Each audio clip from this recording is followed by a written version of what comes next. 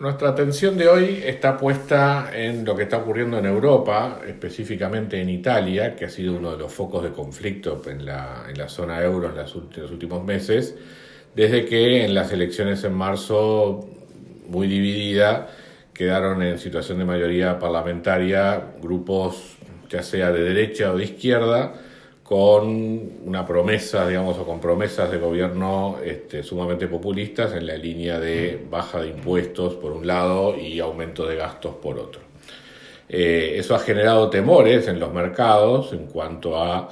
que eventualmente Italia llegue a violar las reglas en materia de déficit fiscal de la Unión Europea. No olvidemos que la deuda pública de Italia está en este momento en un 130% del producto. Italia se había comprometido a ir reduciendo el déficit fiscal en los próximos años.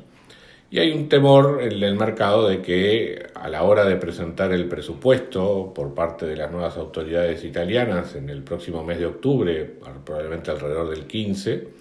se excedan las metas establecidas por la Unión Europea y entre una situación de conflicto entre Italia y el gobierno de la Unión Europea que eventualmente pueda llevar otra vez a un escenario de ruptura en la zona europea por la postura de Italia. Eso ha alentado una especulación que ha afectado los precios de los bonos italianos en este momento,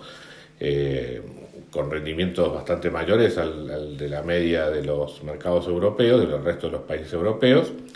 y ha afectado también las acciones en Italia, en particular las del sector bancario. Y ha sido también uno de los factores que ha hecho que el euro, que cotizaba a niveles mayores de 1,20, 1,22 dólares por euro a comienzos de este año, se precipitara a niveles que llegaron a ser en algún momento a oscilar entre 1,13, 1,14 hasta unas semanas atrás. El día de hoy, Morgan Stanley, el banco de inversión,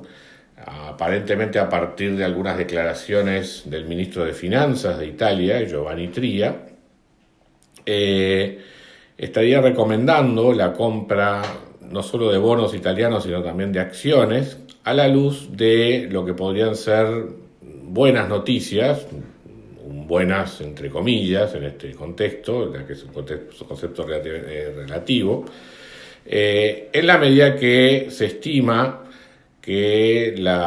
anuncio presupuestal del gobierno italiano va a situar el déficit en torno a un 2,2% del producto, que es menos de lo que el mercado anticipaba hasta ahora, aunque más de lo que se había comprometido originalmente la administración anterior.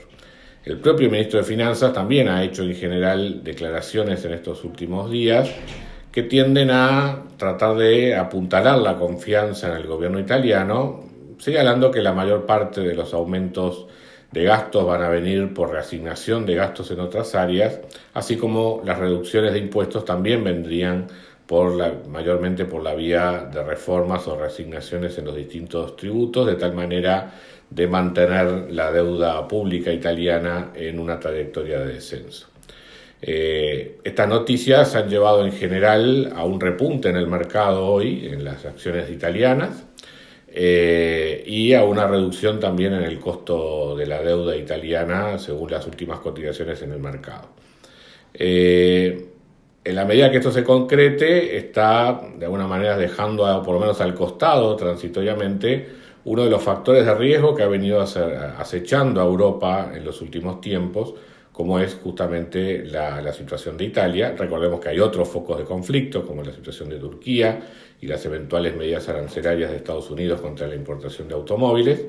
pero que ha sido un factor de incertidumbre importante quedaría despejado, por lo menos en el corto plazo.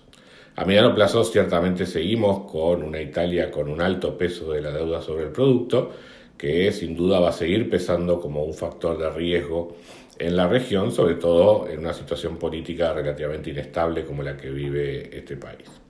Entonces, por el momento, de alguna manera esto soporta nuestra visión en cuanto a que algunos activos en Europa, especialmente en el sector bancario, habían quedado excesivamente castigados en esta ola